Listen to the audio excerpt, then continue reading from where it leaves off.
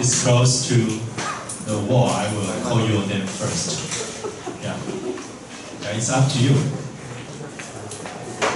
It depends on your classmates. Yeah.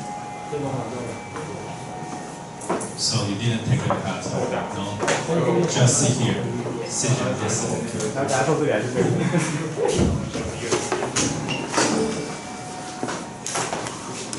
This is not a class for fun. This is a tough class, serious class. You need to pay your fully concentration. Yeah.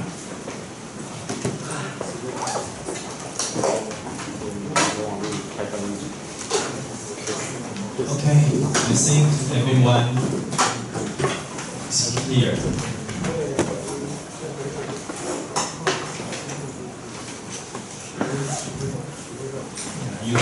You're still the last one, so. Wow. Of course, it's a rule.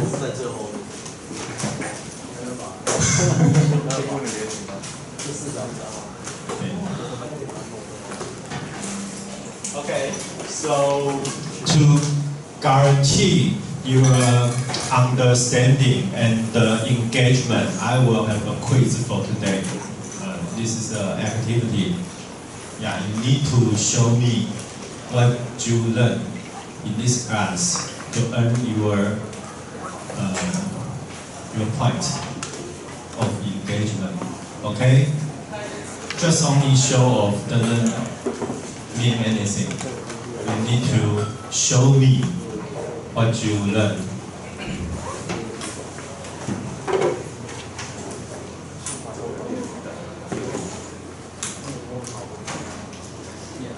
这个你拿了，你帮我发一人一张。他没有修课，我没有多印他。没有。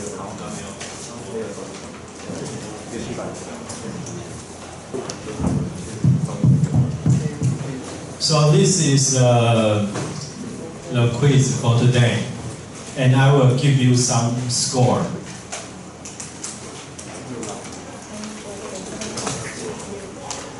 This is assistance to help you to understand Maxwell's equations, and this is the basic rules that you need to give me answers.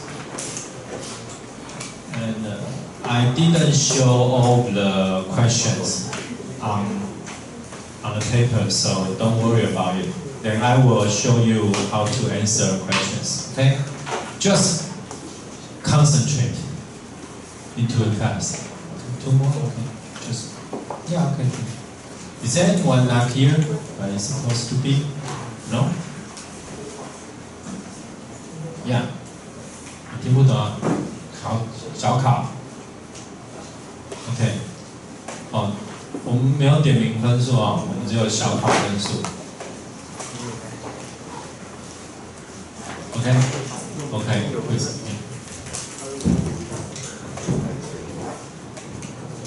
This is for today, for this week, Okay, answer my question. So, 那个资讯开始录了吗？已经开始录了。Okay, cool. So today I will review some knowledge we introduced last week, and I will give you more fundamental background about how to read Maxwell equations, four of the equations. After you obtain your textbook, maybe we can check our textbook. Check our textbook. What do we have?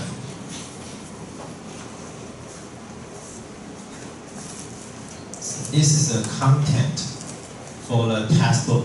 For the people you already bought this book, your textbook, you can see that in chapter 1. In chapter 1, we review electromagnetic theory, or we call this EM theory. This is the basic, the electromagnetics class, what we learned from that. And this is the introduction what we already learned last week, and this is our goal to understand Maxwell's equations. This is the equation we try to explain what happened about the electron E and the H field. Okay? Okay. So this is chapter 1.2. If you have a question, you can check it in your book. Okay. But because I feel like maybe many of you don't understand what they are talking about these four equations. So we have a lot of background review about Maxwell equations. This is the most important things we need to learn this week, okay? Okay. After you know the Maxwell equations, you use the Maxwell equations, apply that to boundary conditions. This is also one of the important things we need to learn after you learn boundary conditions, and maybe in different media, not only air, maybe FR4, maybe RO, maybe Teflon, some different things. This is what we learn in the chapter, the first part. After that, we try to solve wave equations. If we are lucky, everything goes smoothly, maybe we can go here, the wave equations. Maybe some of you already learned wave equations in your physics class. Okay, wave equations and the basic plane wave solutions. Okay, all of them are important for your midterm. Those are very, very important fundamental theory. If you want to say you are from the lab of high frequency, of RF, you want to tell people you are familiar with RF, you should understand all these theories. Okay? Then we will have the general plane wave solutions. Then we will discuss energy and power. And then we will go deeper, go to some deeper, more difficult stuff. We will talk about reflection of the wave. There is not only one medium, there are something change about the medium, and we will have the reflection about the wave. Then there are different kind of direction of the incidence, oblique incident, and the other theories. And this is for basic. This is all in chapter 1, very basic.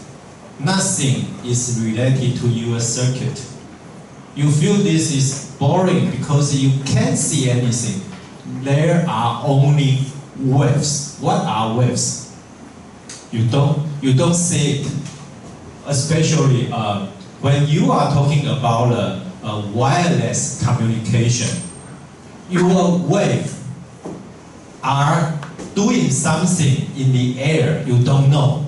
The only thing you know is when you use your mobile phone, you can talk to people. You can download your video games, you can mobile games, right? You can watch your YouTube, but you don't know what happened. You don't see anything.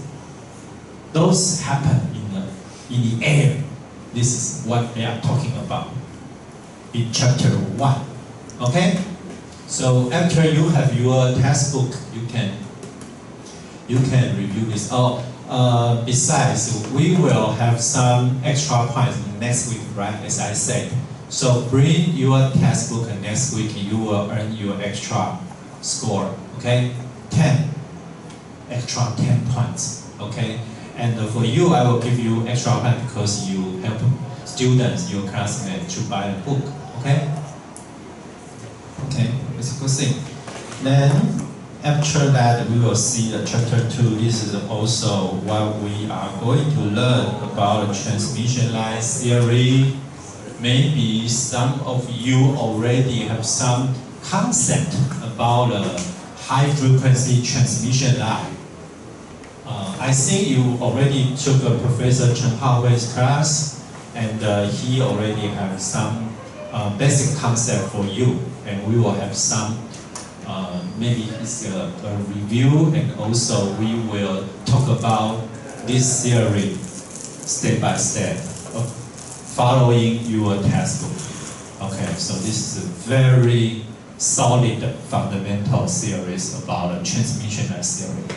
Okay, and after you know the theory about RF transmission line, we will talk about more applications. What are they?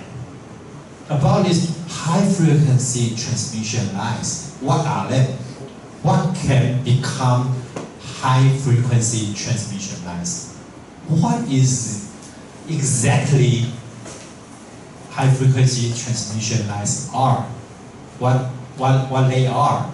Okay, so these are.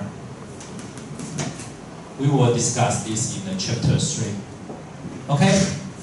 So after chapter 3, if we have time, I'm not sure because I will prepare a lot of activities. Probably we will talk about the network analysis.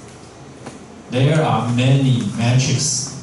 Maybe we'll talk about the Z.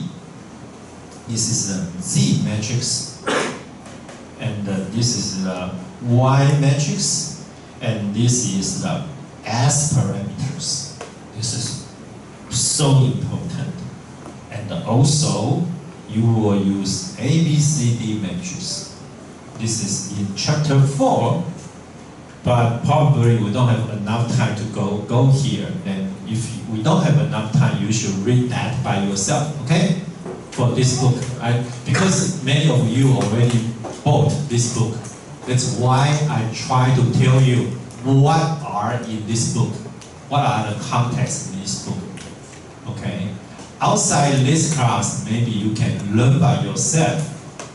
If you only learn the thing I teach, you learn just a little. If you can learn by yourself, by my guiding, after all, you know how to learn information by yourself. This is the most important thing. Okay? Okay. Then, the chapter 5 is about impedance matching and how to tuning. And chapter 6 is about resonators. Okay, resonator is important to design the filter circuit design, the resonators. Then chapter 7 talking about a power divider and the directional coupler. Those are, most of them are the passive circuits, how to design this. And for chapter 8 about microwave filters. In this book, those are very very rough concept about how to make this easy circuit. You can check, but after all, maybe you need other books. You need more books because there are not many pages to discuss each kind of circuit. And then this is a ferrite material, and for 10, you know the noise. This is what we learn in IF class, right? IF communication system. The last semester you learn the noise already. This is chapter 10. I think in this book they have more information about noise if you are interested in the noise.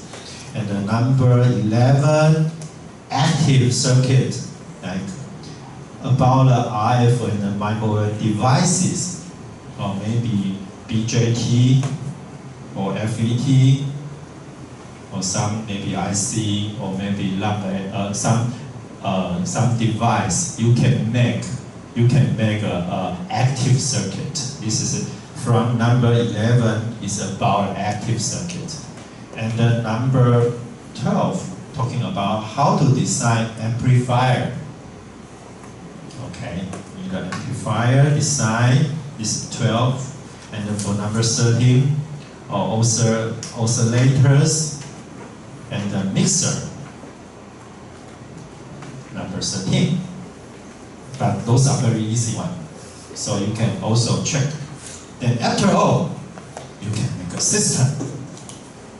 Then you have a system design in chapter 14. Yeah, so if you are interested in the system design, if you already have the bunch of the circuits and you already know how to design those RF circuits, you can look at the number 14, or maybe you can take my class for the next semester. Many of you already took RF communication systems. Okay. So, but there are more introduction about the okay, and that's it. So this book is useful for, I think, most of you. You should read the book by yourself, not only my PowerPoint, not only my class. You should learn by yourself. Okay, those are very good guidance. Okay. So we introduce this class. They have different cover about this book. They're a little bit different. It's the international version, but I believe the edition is the same. Some contents are all the same in this book. Okay, so and this is the picture, the same as what I'm going to teach you. Okay, but today, this week, I show you by using the content of the book. You can review what we are going to learn. So, why do we need a microwave? Why do we need a microwave? Okay, I like to talk about this again and again in case you don't know what we are learning. Okay, so for microwave, we need a source. So for wireless communication system, you put your data, or you insert your data into your circuit, and the data become voltage and the current. Your data will become voltage and the current in high frequency. And the voltage and the current, by passing through your antenna, become E field and the H field. Those are EM waves.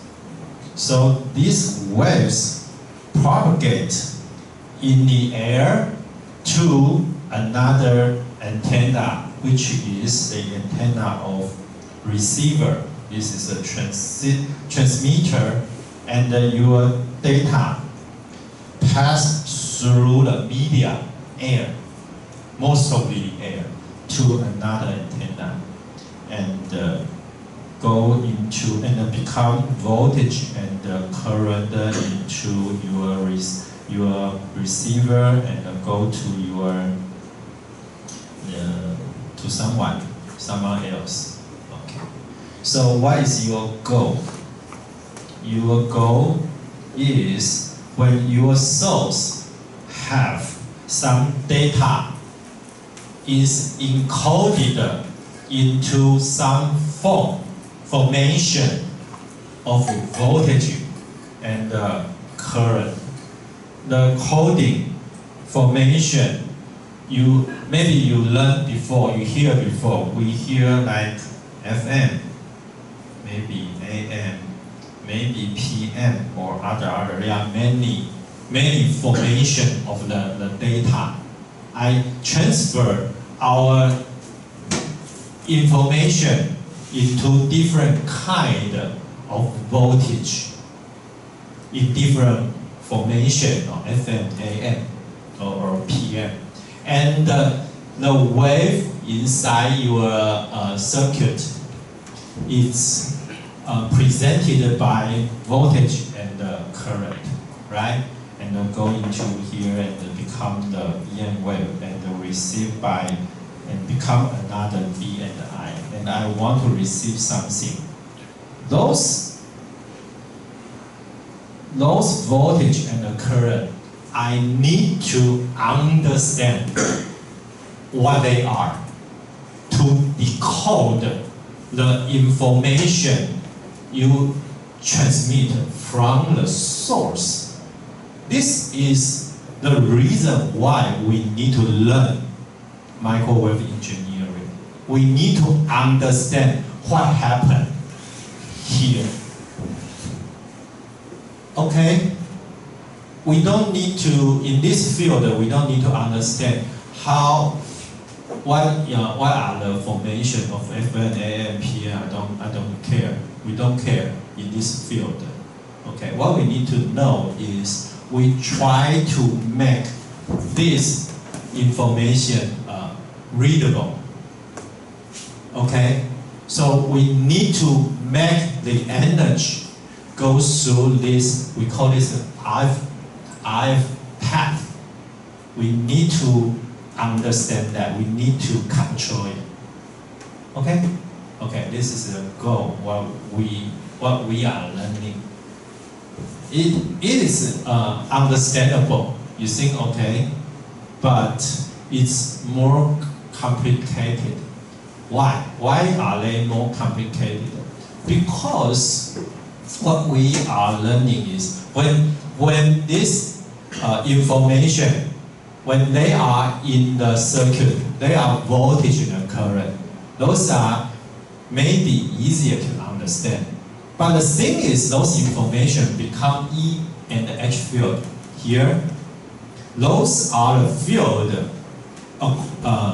related to the position and direction in the air, in the space, the position.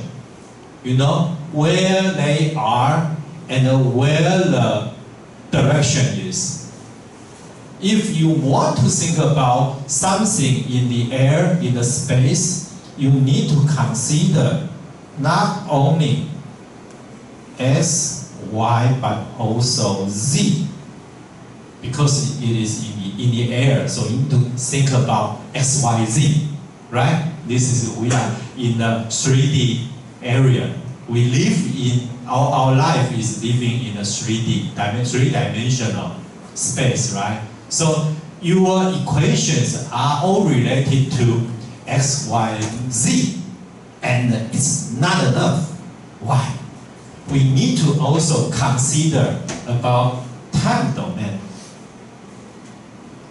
The thing we are talking about is changing every time. So this is 4D equations, 4-dimensional equations. That's why this is complicated. You need to think about S, Y, Z and the time. Not only space, but also what? But also the time. Okay? This is a real world. Okay? So, if you want to put a lot of data here, you need, if you want your media can support a lot of data, you need to give enough space. What is enough space? It is high frequency. Because look at the FM, AM, and the PM. What are those formations? For FM, you talk about, if you have a lot of frequency, a little slower frequency, and more frequency, then you talk about, this is maybe 1 and this is probably 0 or something. This is the way they try to encode your data. Okay, if your frequency is getting higher, you have more capability to transmit more data. And for the AM is a huge amplitude and a small amplitude. Okay, and the PM means you change the phase. Maybe you can change the phase is different, and you put a 1 0 1 0 1 0. Those data in these different formations. For all of them, you are getting higher frequency. You have the capability to transmit more data. So we need microwave engineering. Okay. So what are microwave engineering? Last week we discussed in the book. The basic definition is from 0.3 to 300 gigahertz. So the frequency is pretty high. When you before you study this class, maybe you don't have any chance to deal with the high frequencies, right? Sometimes you think, oh, maybe 100K hertz is high enough, but it's not high for us. We are talking about 0.3 giga, those are 300 megahertz. 300 megahertz, those are the lowest frequency for our field.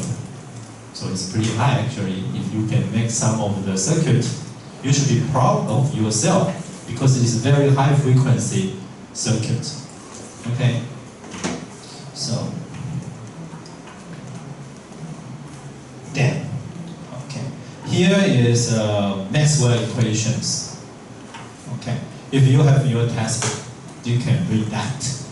The book starts from these 4 equations. And I realized that none of you know how to explain these 4 equations. So I will try my best to show you what they are to start this class, okay? If you don't know these 4 equations, you don't know how to start. This is the original, this is the beginning of this book, the beginning of this class. So I need to explain these 4 equations at beginning, okay? Okay, and I hope all of you know what they are for those equations. Okay, so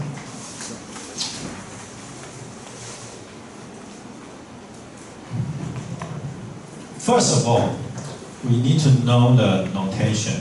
What is this? This is, I find something different. Purple one, okay. E means the electric field. Okay? So, for the first equation, what's this? Do anyone know? No, right? Did you learn this before? Triangle and the arrow is a multiplication. You don't know this, right? So because I realized you never learned this before, so I try to introduce. We call this curl. Okay, this is one of the question. The question number 3 in your quiz. Okay, you can see.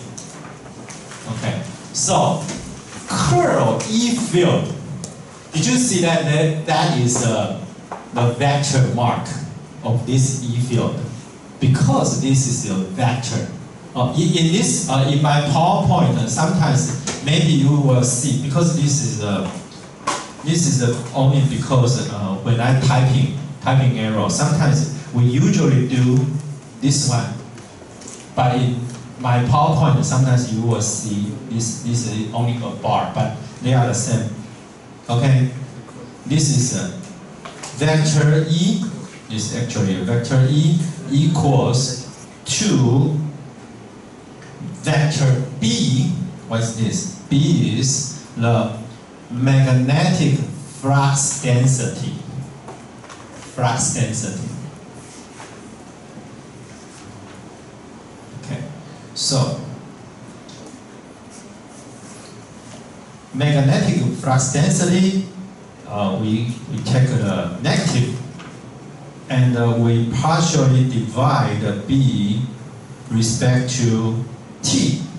T is time. So this is an equation about time, as I said, right? Not only x, y, z, but also changing by time. Minus n. What is n? N is magnetic current density. We know a lot about current and the current density, but this is a different thing. This is a magnetic current density. Okay? And this is a source. You have a charge. You have a magnetic charge or magnetic current. So you will have a magnetic current density. Okay, so this is first equation. I know you, maybe all of you, most of you don't really understand it, but don't worry about it. What you need to do is just remember it. Okay? So the E field, take the curl will equals to the minus magnetic flux density divided, partially divided respect to the time minus current density, magnetic current density. Okay? That's it. And then what you see is E, B, N, they are all vectors. They all have different direction.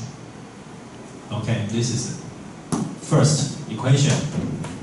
And if you understand the first equation, for the second one probably goes easier. Because very similar. You take the curl to another vector H. What is H? H is magnetic field. This is what I'm talking about. EM, right? Electromagnetic.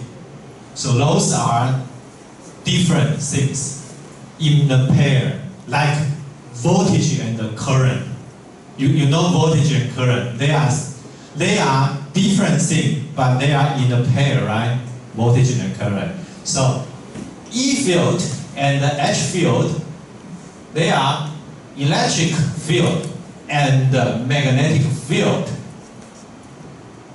Okay, so if you talk about the E field, it will become something related to magnetic field, magnetic flux density and magnetic current density, right? Electric, magnetic. If you take the curl to your magnetic field, it will become something related to electric field, which are D and J. What is D? D is the electric flux density. See? B is magnetic flux density. D is magnetic flux density. Do you see that? This is electric. This is magnetic. This is Okay. This is magnetic. This is electric. This is electric, and you can see the magnetics. They are coupled by each other. They are related to each other. See, if you take the curl of your H field, it will become positive. Partial D respect to T plus J. J is the current density. What is current density? It's your current divided by the area. C. What is J? You are familiar with J. J is the unit of J is A over the area. This is the unit area, right? So how many current through the area? This is J. Okay? For the first two equations, you should already know those are all vectors, vectors, vectors, vectors, vector, vectors, right? Maxwell equation is those are very, very important theory. Okay, so number 3, if you take the divergence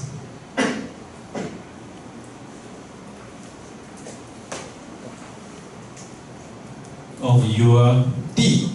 D is electric flux density here. It will become something related to source. This is not a vector. This is a scalar. If something, this is just a scalar, this is just a number, an equation, no direction. Okay? So this is a scalar, and then this is a vector. If you take the divergence of your D, will become something related to source. What is rho? What is rho? Rho is the electric charge density. It is defined by how many charges divided by your unit cubit, your volume. This is a volume. You can see the m's, the cubit, right? And this divided by, those are divided by the area. This is the volume. So in this space, how big it is, and how many charges are in this area, 3-dimensional, and this is a 2-dimensional, just a section of the area. Okay, and something similar to number 3, if you take the divergence of your B, will become 0, because this is the charge, the source of your electric charge. But in this world, there is no source of magnetic charge. So it's 0 because you don't have it.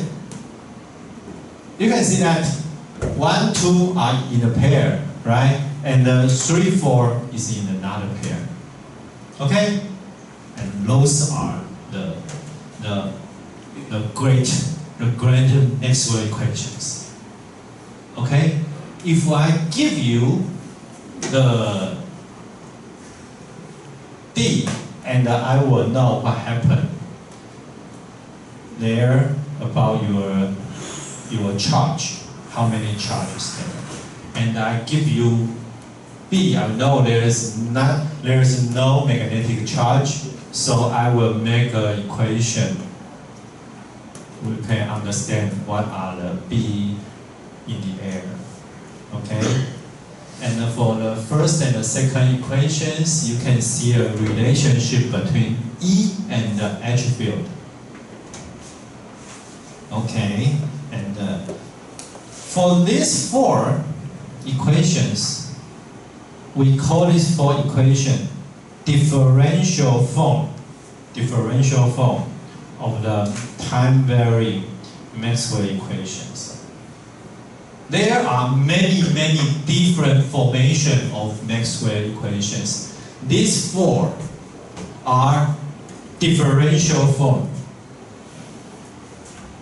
Differential form. Xu Fuyao, can you tell me what is differential form? Have you ever learned this before? Differential in Chinese. Translate for people. Have you ever learned this before?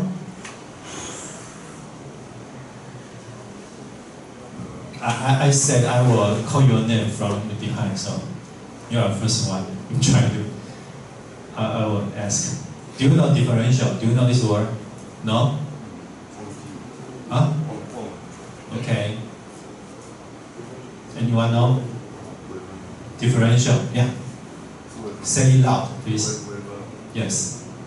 Okay? Anyone here? So, this is a differential form. And time varying. Anyone know what is time varying? Time is variable in this equation. Time is considered. If you don't consider time, you consider only x, y, z. You consider only your position, your space. It is not time varying. It's a static state. But this is time varying. So you consider s, y, z, and t in those equations. Okay? Okay. This is the goal I try to introduce you this week. But I just spend some time to introduce it. Okay, so those are the high frequency transmission lines. Okay, these are the applications. So next week we stop here, right? Talk about the application of the microwave. I'm still preview. I'm still trying to preview what I taught last week. So this week, I will give you some information about this English class. I understand some of you maybe are getting into trouble about understand my English in English because you don't have any experience except you. But Yeah. Huh? No, I mean, yeah, you maybe you have a problem in the theory, right? Probably, but you have a good language skill, but they have a good knowledge skill. You should discuss each other. Then this is why we here, right? This is why we are here. We try to discuss and learn more. Okay, that's a good thing. Algebraic expression, algebraic. What was that? Algebraic, A, B, C, D, right? All of you know A, B, C, D, but sometimes in our textbook, you need to know something like alpha, beta, gamma. What are they? Alpha, beta, gamma. Do you know what are they? Another notations? Yeah, because A to Z are not enough. So you need more. You need more. And how to expression that? Those are Greek alphabet. Did you guys learn this before? No? You will know this is alpha. Actually, this is a capital and a small one, right? Alpha. This is how to say it.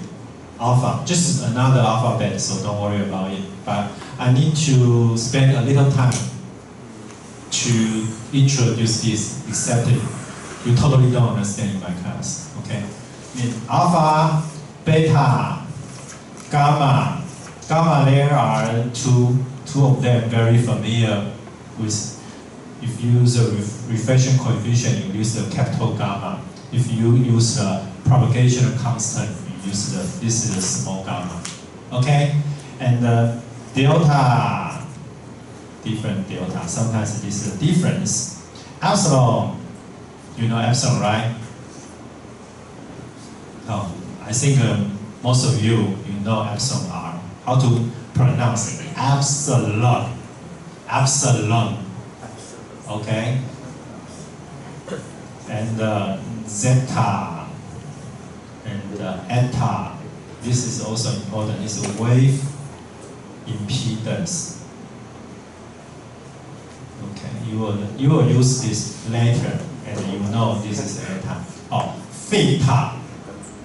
This is how to pronounce theta. Iota we use this very seldom because it looks like I. Kappa we use this seldom because it looks like a K.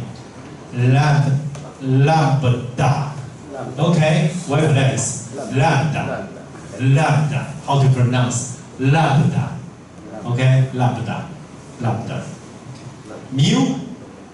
Okay, micro. Right, sometimes we call this micro. Mu. This is how we pronounce.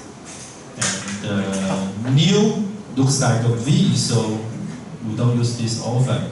Xi. Yeah, we will use this later, probably. Omicron, everyone know this one. No one introduced. This is Greek algebraic. Omicron, so it looks like this. Actually, this is the Greek algebraic. Okay, Omicron. So aperture Omicron, what is that? Pi. Though, as I said, though RHO. Sigma, conductivity. We talk about conductivity, pronunciation is sigma.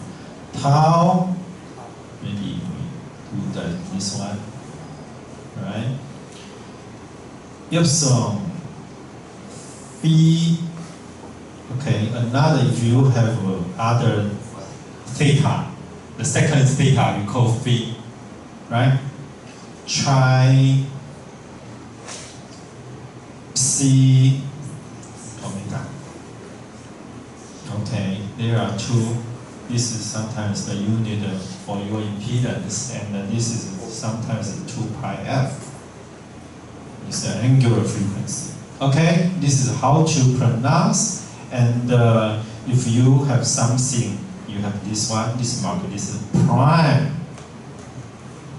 They call maybe A prime, or double prime, triple prime, or combining prime. Okay, this is how we pronounce. And furthermore, okay, for your reference, you present today, you told me this is G. No, actually, this you want to say is giga. Different things. G, maybe your 5G is fifth generation. There are many strict for definition about that. Many of you in the test, you use wrong notation. We don't use G in the equations. We only use G for unit. G is only for unit. You can check your textbook. You don't say, if I write down G is 10 to the power 9. If you write down this one in your test, you say, oh, this is 3G, because 3G is not something like that. No.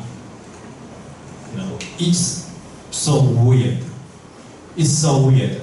The only thing you write down is, the answer is 3 gigahertz. This is a unit, and this means 1 times 10 to the power 9 hertz.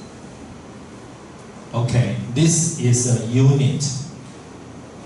Okay, you don't use this individually. You don't use it. Don't just use it. If you use G, you put it for a unit. Okay? Okay, you can check your textbook. All of them do that. Do you understand? If you don't understand, just okay. Don't just say 3G, no, 3 gigahertz. Okay. So those are the SI unit.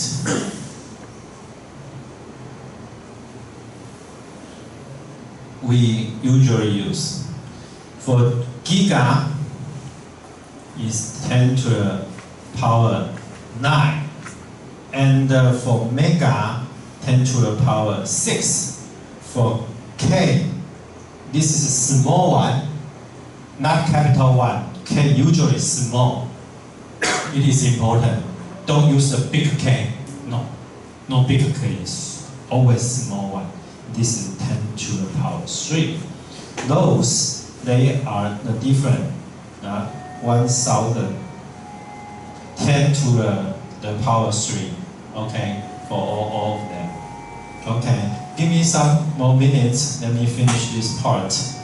For tera, it's 10 to the power 12. This is larger, getting larger and larger. If you want to get a small, you maybe use C is 10 to the minus 2. Other than that, they are minus 3, minus 6, minus 9, minus 12, and minus 15.